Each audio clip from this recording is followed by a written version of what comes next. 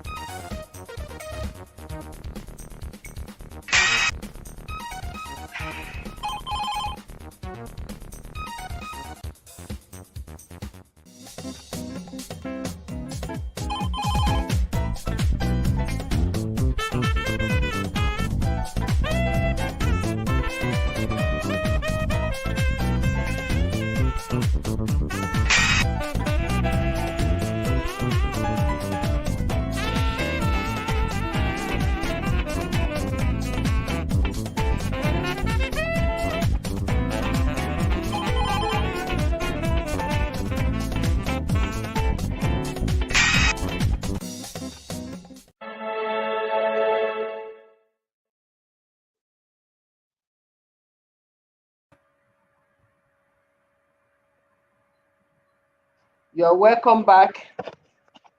And we have our guest in the house already waiting. Our guest today for this very interesting topic is Mr. Taiwo Ayetimiyi. He has graciously agreed to share his wealth of experience with us on this show today. Mr. Taiwo Ayetimiyi is a digital marketing strategist, also a social development consultant. So we are in good hands today. Please join me in making welcome Mr. Taiwo Ayetimiyi. Thank you very You much. are Good welcome, day, Taiwo, everyone. to join us and to spare your valuable time with us this evening. Thank you very much. Thank you very much, Dr. Eyitayo. I am very much happy to be here. Good day, everyone. Thank you for having me again. I mean, it feels very much appreciated to be able to come and share from the little I know with your audience. And I trust that at the end of this teaching, we'll be able to grow our brands and even move our businesses to the next level. Thank you very much. That's the desire. You are welcome once again. So let's get cracking by asking what is the significance of building an online community around a brand in today's digital landscape? Yes, thank you very much, Ma. It's very important for us to recognize that no individual, no business can exist in isolation. We have all been created for community, really, and to be able to grow to the next level for your product to even sell, you need somebody who's going to recommend your product to another person. You need people who would be ambassadors who would, in local parlance, carry your matter on their head, and ensure that people get to know about what you're selling. It's important that we are able to build communities around what we do because humans are by nature communal, and by that, we exist for association. We cannot, no human, I mean, I hear a lot of people travel to some place and they get bored because there's nobody who knows you there. The moment you move from one place, one location to another, you want to associate, you want to identify with at least a familiar face. And that is how we can connect. That is how we can understand, one another. Our brands are like humans. Every product has a life of its own. And so building community around your brand is one way of ensuring that it outlives you, it grows beyond where it currently is, and of course, you even make as much contact and as much sales that you can get. Thank you very much. In a nutshell, building community helps us to expand beyond our own limited immediate environment. Thank you for Absolutely. that explanation. So, what are the key benefits of having a thriving online community for a brand? So before I talk about the key benefits, we need to understand that there are different types of communities that we can build around our brand. There are support communities. I mean, if you're into the product development business, you need people, you need a community where you can share tips, where you can share, issues, where people can come out and receive the necessary support that they need concerning your brand's products or services.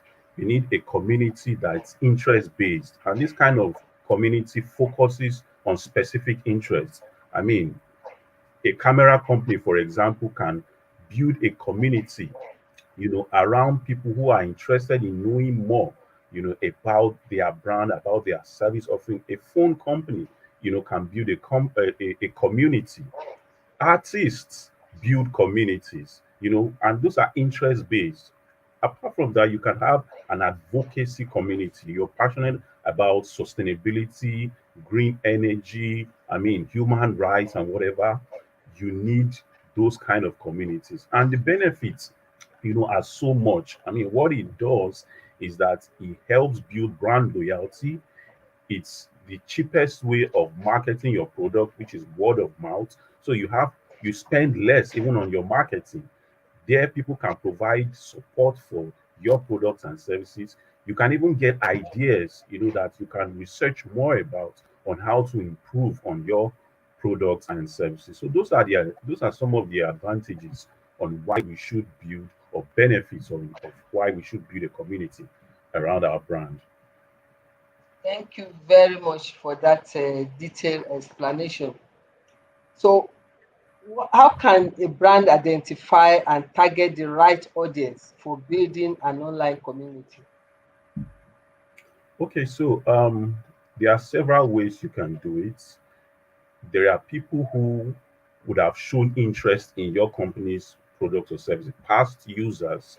In fact, people who complain a lot. There's a popular saying that your best customer is the one who complains a lot, because it shows that that person has a lot of expectations, from you, and your ability to turn that complaining customer into an ambassador is the best thing you can do for your business. In fact, that kind of person, like I said earlier, will carry the business on their head. The person who would have been your worst critic, once you're able to meet their expectations, I tell you, you know, they go all out. So you can discover it from people who complain, from the frequently asked questions. You can conduct a lot of research about what people are searching online about your products. You can place targeted ads, to discover how and where people are spending their time and talking about your product. So those are some of the ways you can identify them.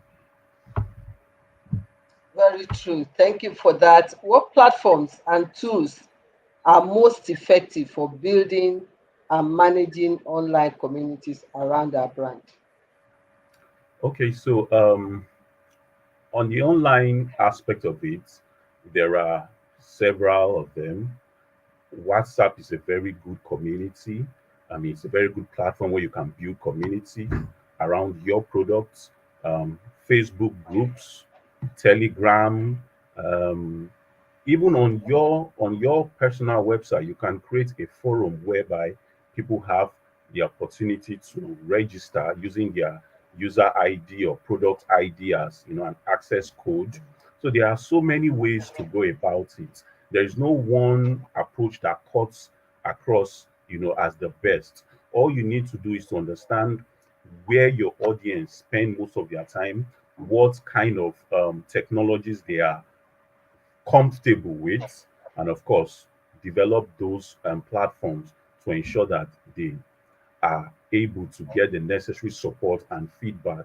Then, of course, on the offline aspect, you can another way you can build community around, your brand is through events. Who says that you can't have a customer appreciation event, either once in 2 years or probably yearly? Apart from your AGM, if you are a limited liability organization, if you are a startup, you can have, you know from your data, from the records of those who patronize you, you can always get those who are, your key buyers, invite them to end of the year events, recognize important dates about them. And again, that still boils down to KYCs. If you have the KYCs of information of your Your customers, it allows you customer. to be able to relate with them. And from there on, you know their needs. And from then on, you can eventually invite them to opportunities and meetups, which can be used to further teach them about how to use your product better, because some people may not be comfortable with the online platforms. You can vary it, and that's where meetups and groups offline, you know within various regions, various districts and locations, can come into play. Thank you. So, what role does content creation and distribution play in building and sustaining an online community? Massive. It plays a huge role. So, as you build your product, it's important that you educate the users, educate your customers about the latest features, about some of the um, troubleshooting aspects that they may need to know about. Don't just assume that people know the A to Z about your product. With content marketing, with content generation, you are able to teach, you're able to educate, you're able to share useful knowledge. And that can be done through your blogs, that can be done through email, newsletters, that can be done through videos, and several aspects, several ways. The whole idea is to ensure that you keep educating people about your product updates, ensuring that, okay, where key wins have been made, in the past or in the present, you share with them and just ensure that you keep engaging your audience really. Because the moment you take attention of your customer, whether they've bought or not, whether as a prospect or even as a customer, I mean, you begin to lose them. So that engagement has to be maintained, and you can do that with content generation. Thank you. So, what are the best practices for engaging with and responding to community members in a brand's online community? Okay, so I would say first of all, recognize their needs, ensure that the people who you're building your community around have identified needs, right? Um, ensure that you're also prepared to meet a whole lot of resistance. Not everybody will come there happy. Some will come there ready to tarnish your brand and rubbish the good work you think you're doing.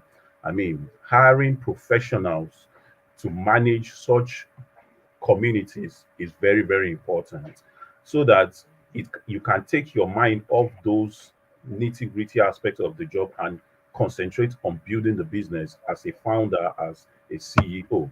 So when you have professionals handling communities for you, and we call them community managers, they're able to ensure that, yes, they stay neutral to whatever is being said, and with their wealth of knowledge about your product, they ensure that customers receive the necessary feedback that is required. Another thing you need to also understand is that um, customers need to realize that you are there for them. So when you're building when you're building a community, you must also encourage engagement, right? You need to ask them questions regularly, share valuable content with them, respond promptly to their requests or complaints, and even encourage the members to interact with one another. When people know that they are part of something huge, something beneficial, something that is, that celebrates them, they'll want to even recommend and invite others. When people know that they have a say within that community, even as a user of that product or service, I mean, they will always want to relate with you. They also want to share. And these days, a whole lot of innovation comes in from consumers. Those are the best set of people who can give you, not your research team, not the consultants who you hire and charge you, so much, but from satisfied customers, because they know what they want. Ultimately, your product has to be, about them. Then, of course, you need to establish clear guidelines. When communities are being created, let the people know what is acceptable and what's not at the point of entries. It's always very good to spell out, the do's and don'ts there, so that people don't abuse it. I mean, they say where purpose is not known, abuse becomes inevitable. So Inevitable. make sure that all of the guidelines are there. Don't promise what you can't do. It's better to under promise and over deliver, as we say. Then, of course, pay attention, to the feedback they share, and of course, ensure that you're monitoring activities going there. Like I said earlier, when you have managers, community managers doing this, because I mean, how many aspects of the business as a founder, can you pay attention to? You're very right. I think these are useful tips. So, how can a brand handle negative feedback or criticism within its online community while maintaining a positive image? Well, negative feedback, it's like walking along the streets of Lagos on a rainy day. walking now, you could get, water splashed on you Smashed. for no reason. I mean, Mm. just going on your own, minding your business. So in other Yes. words, it will come. It's just a matter of when is it going to come and what would you do. First of all, it's always good to ensure that all of your processes and guidelines as a brand are well spelled out. It's always important to be transparent, about what you do. So when such things come up, um, it's always very good to ensure that you hear all of the sides of the story. Then, of course, present your evidence, present your facts, because people can be so nasty just to bring down any brand. And of recent, something like that happened, on Twitter. A lady, was just complaining about um, a particular tomato puree. I'm not going to mention the name that she used, and the taste was, so it was beyond her expectation or below her expectation. And before you know it, they came after her. I mean that was not the best way to handle it. So when people started, they came after her in the sense that they started calling her names. People were calling, threatening her, and all of that. She's trying to bring down the brand. Personally, I don't think that was the best way they would have gone, at it. But in a bid to now manage the impression, they started spending a lot. And I took interest in it because I was following the story. They started spending a lot on, promotions, at prime time hours and adverts. But the damage had already been done. The lady had already gathered a lot of sympathy, and she only put out an innocent video, according to her. Right. So it was looking like, oh, big man versus poor man scenario. And that's what people will always want to, portray. So as a brand now, so that it doesn't backfire, the best thing is to even reach out to that customer, apologize, and before you know it, like I said earlier on, your worst critic can be your main Best customer, ambassador. can be your number one disciple if it's well managed, if it's well handled. If it's not, it's gonna backfire.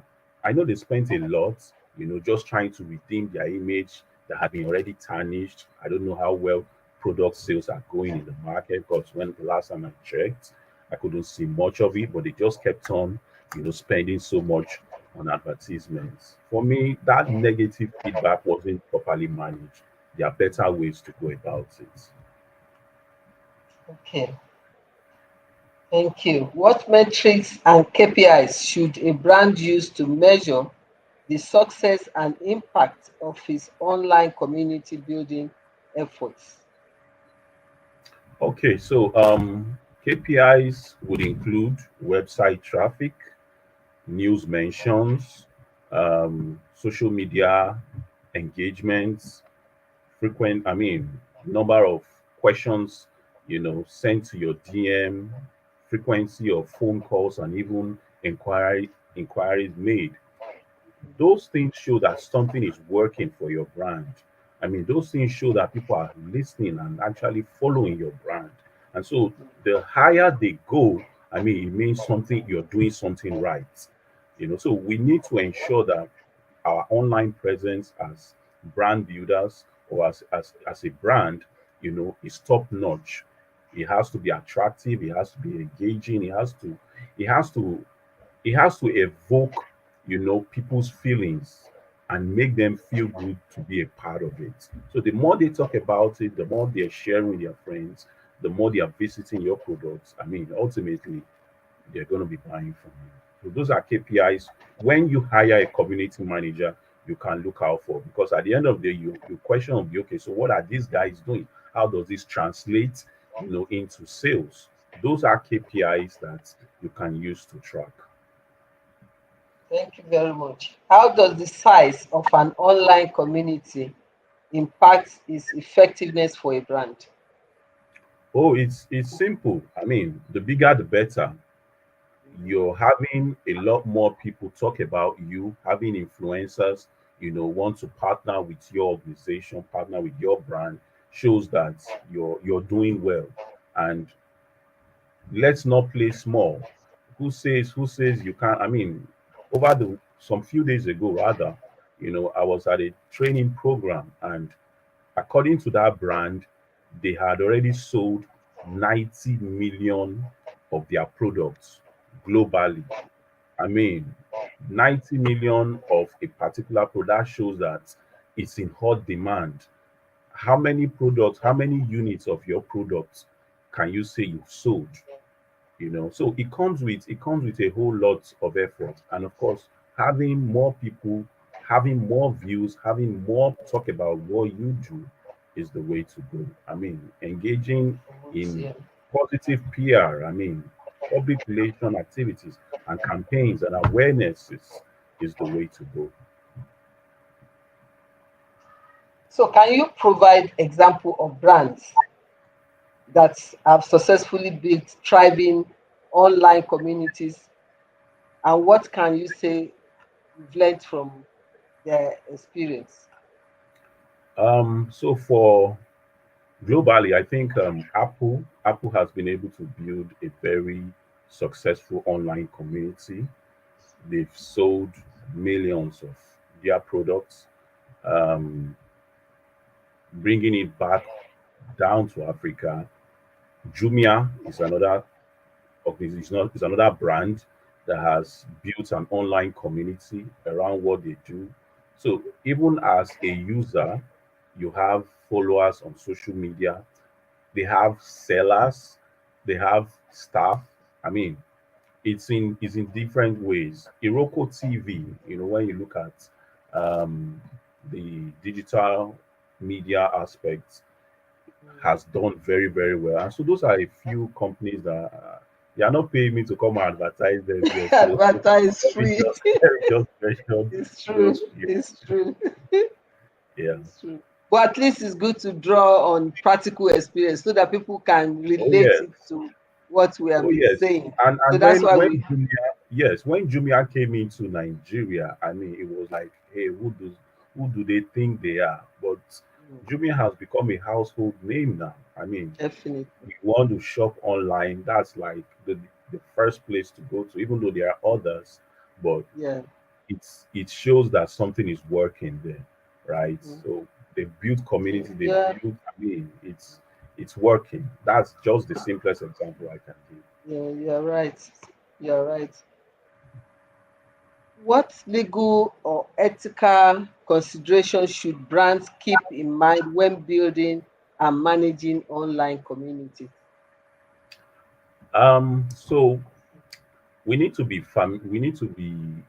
concerned about intellectual property issues. So somebody using Jumia as a very good example now, we have a lot of copycatting going on, right? Jumia stands the chance of being sued if they don't have that aspect, properly managed. Somebody can go and take somebody else's products, the imaging especially, since it's online, right, and start selling on their platform. And these days, there are some companies when it comes to digital photography, they will even first of all ask you, do you have the consent of this person or this whatever to be able to use this image on their platform? I'm talking of stock photography. So the issue of intellectual copyright, violation should not be played with. Intellectual property violation should not be joked with at all. And the solution is ensuring that, yeah, consent forms are filled. Another thing that brands need to be um, concerned about when it comes to ethical and legal aspects are the engagement of minors, right? Um, the issue of working with minors, children rights activists, you have to be very, very careful, with such things. I mean, you need to take the necessary permission from their parents. So if you're going to have a child, you know, um, do an ad for your organization, for example, and at the end of the day, that ad blows, the child becomes popular, your brand is selling. Tomorrow somebody can come from somewhere and say, ah, Oga, This is my Child title. You didn't say to me what's going on. And it may not even be a child. It may not even be a child. It could just be somebody random. I mean, look at Jumoke, the bread seller, the other day. yeah. If the issue of if that wasn't well taken care of, I mean, the company that made her to blow would have been in huge mess by now. So we Yes. need people's consent. We need the necessary permission. People need to be transparent and honest. As a brand, you need to comply with local laws, understand what goes on, in your industry, and even what, lines that are not meant to be crossed. Okay. Before we go on our break, can I just ask, how can a brand encourage user-generated content and word of mouth marketing within its online community? Okay, so sometimes people can just be reluctant to share. As a brand, you give first before you receive, and you must be generous in giving. So one of the things I see is that people, when you try to initiate engagement, they're always reluctant. So you must always provide incentives. So while you're trying to maintain engagement, which is the first point, provide incentives, reward good behavior. And some communities, some platforms, have put in place what you call top fans. So people have roles, people become moderators, people become, admins, which to me are like forms of rewards for those who have actively participated, in those platforms. So you must also ensure that um, there's a whole lot of balancing in the kind of messaging you're putting out. I mean, once people begin to sense some form of taint in your message, it becomes very difficult for them to generate or cooperate with you. These days, you need even news um, agencies recognize that the consumer has power. I mean, with your mobile phone, you can provide any news media platform, you know, real Information. time or breaking news. Well, if at the end of the day people are not giving incentives to do that, when they realize, oh, so what's in it for them, and you don't do that, I mean, those are blocking some valuable opportunities even for the brand. So we must ensure that um, those areas are taken care of and we don't overwhelm them with information. We must balance it. Some people think it's until you push out stuff, I mean, 10 times in a day. No, just give them what is relevant, ensure it is one, educative, it's interesting. Nobody wants to be following a brand that is boring.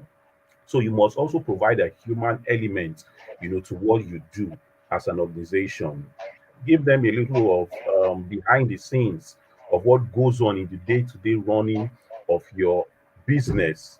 That makes them realize that yes, oh, these are people who can relate with some of what we are going, through in the communities as human beings. People talk to people, not machines, and people want to identify with certain faces, certain people. Once you can connect with a face or a person, you know, within that brand, it becomes a whole lot easier for them to relate with you. So humanize your brand and it will come out. But most importantly, give value. Continue to give value. Thank you.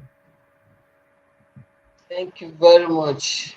The key word here is to give human face to the Yeah. brand and make it value laden. Thank you very much. We'll go on a very short break and we'll be right back. Please remain connected. Thank you.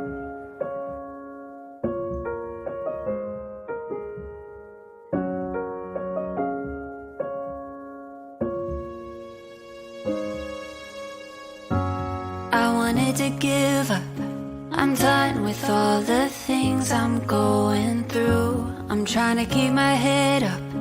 I try to win, but every time I lose. Should be getting better. I try, but I don't know what to do. Hope this ain't forever. I just wanna make a breakthrough. but something inside said never give up. All of these setbacks are major setups. If I keep on fighting, if I keep on trying, if I aim for the sky, one day things will go my way. One day things will go my way. One day things will go my way. Thank you very much. Welcome back. There's one interesting question, and that is, how do a brand monetize or generate revenue from its online community without alienating its members? So they are not seen that you are not seen to be taking advantage of them. Okay, so yeah, nobody wants that. I mean, but to be able to sustain the online community, especially when you have administrative costs to it, it's very important you find a way to balance it out. And one of the ways that you can do that online, is through either subscriptions. So some platforms would tell you, oh, if you want to be able to get VIP access, and it comes with a whole lot of benefits. It's about spelling that out to your members. You know, you can monetize it. Subscription is one way to do that. Um, you can also encourage advertisements. And the truth of the matter is, you can reach out to your members of that community, making them understand that they have the opportunity to also place their adverts. So their own organization, their own business, in as much as it doesn't conflict with what or compete with what you're doing, can be given, opportunities to reach their own audience and a whole lot of other ways, really. Hmm, that's a useful tip. What trend and emerging technologies are influencing the future of online community building for brands? Okay, so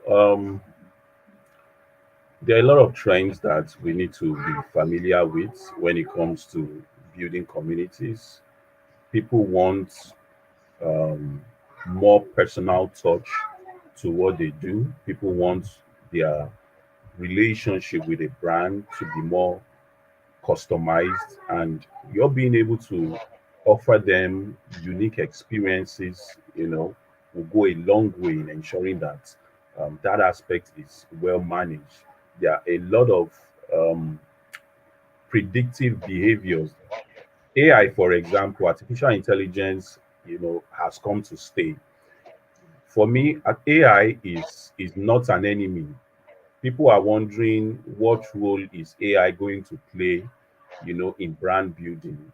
It's already playing a role. For Huge. example, when you pick up your phone and Google starts suggesting certain things, I mean, some Yes. ads begin to pop up because of the fact that you have visited, those pages, and there are Some sites, cookies. yeah. What has been able to track your activities, you know, um, working behind the scenes. So AI, for example, for me, to me, is the number one.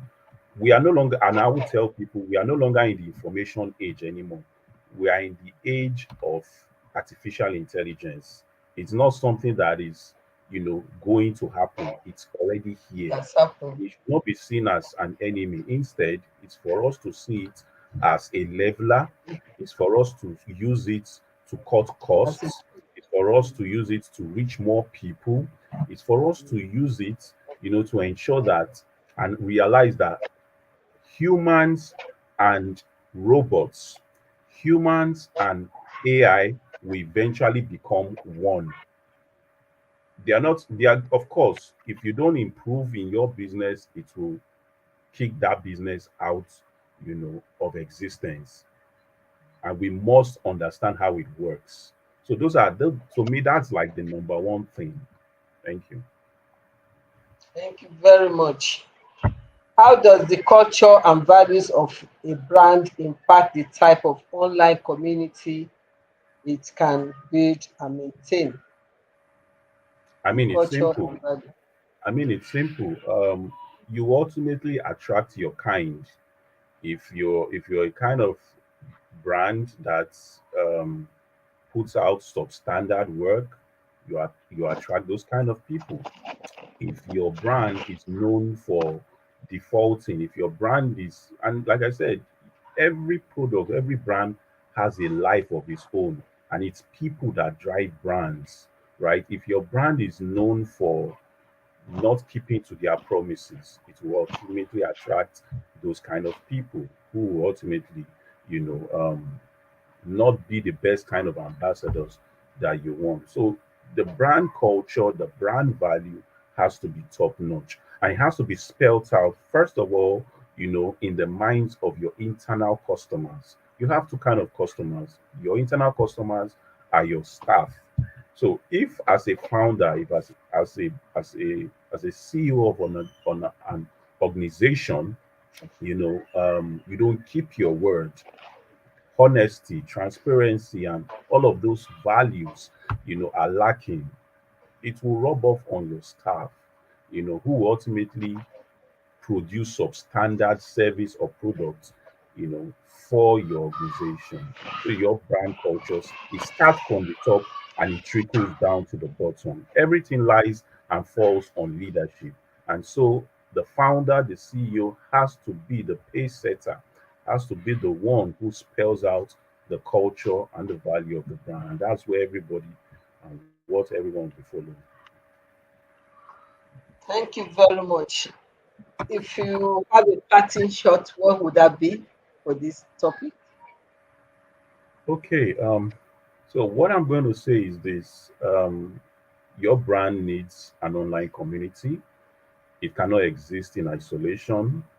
It's people that will talk to people, and you need people to build your community. You need people who will be able to put out their necks for your brand. You need loyal ambassadors, and don't ignore your complaining customer, the person who is your number one critic today can be your chief ambassador tomorrow. Don't ignore their questions, don't ignore their complaints, and of course, keep delivering top notch value. Thank you. Thank you very, very much, Mr. Taiwo Ayetimi. Thank you. It's been nice talking to you, and it's been very, very enriching the knowledge you have provided today. I'm Okay. sure our audience are better for it and they have gained one or two tips. Thank you, and I hope when next we come calling, you would oblige us and share more insightful experiences with us. Thank you. Sure. God bless. Thank you very much. Thank Pleasure. you. Thank So we'll go for a very, very short break and then we'll be right back for our recap session. Please remain connected.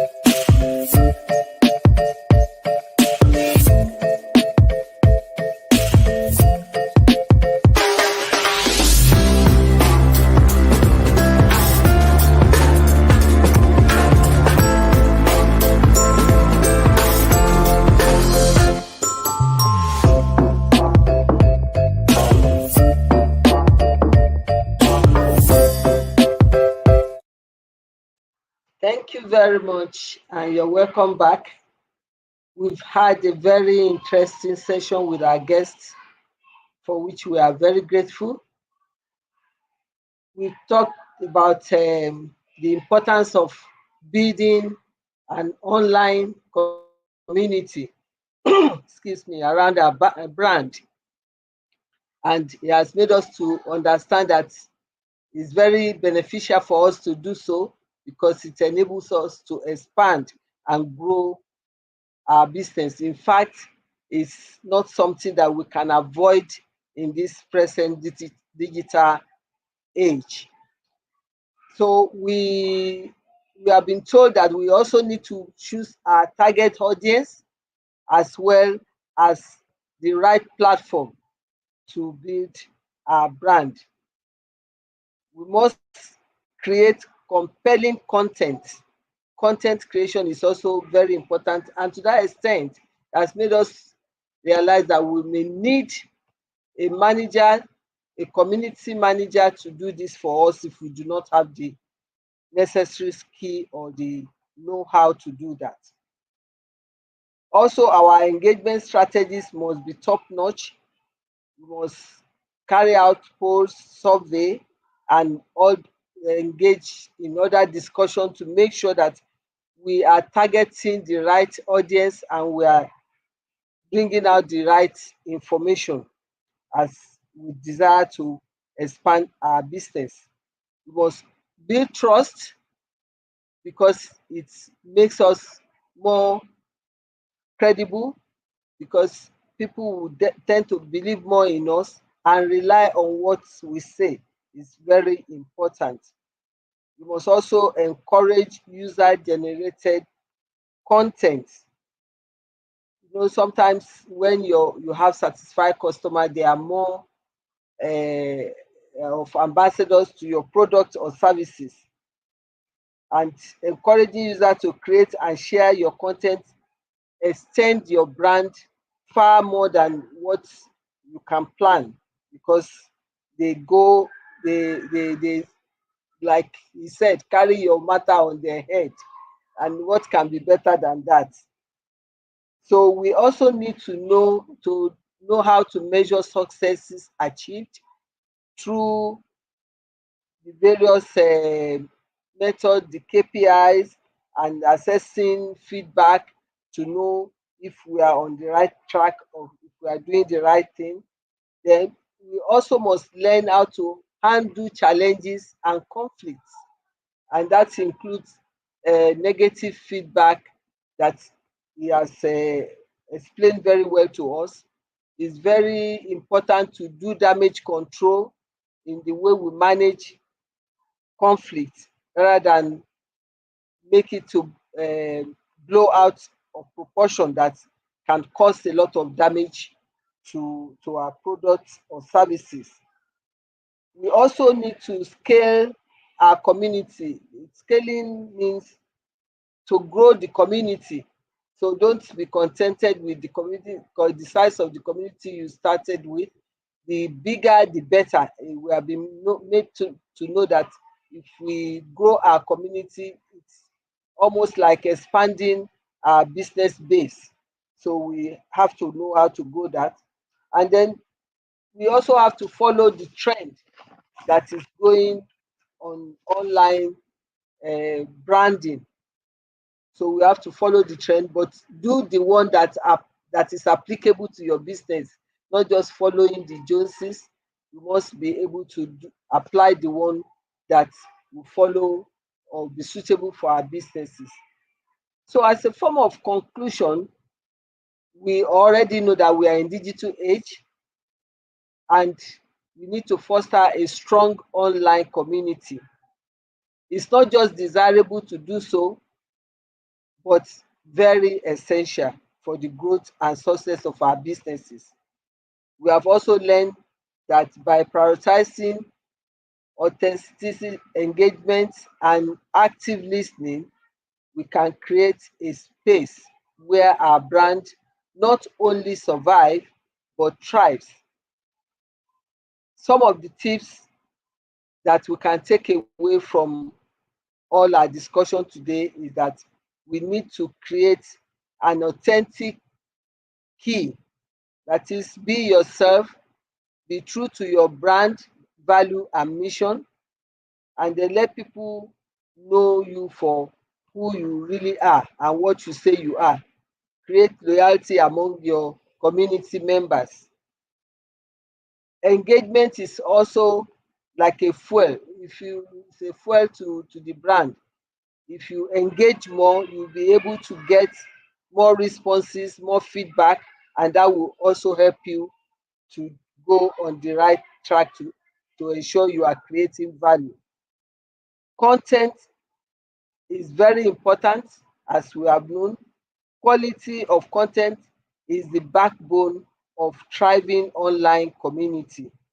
So people will need to see really and truly that you are creating value, not just what you are telling them. They must be able to feel it themselves.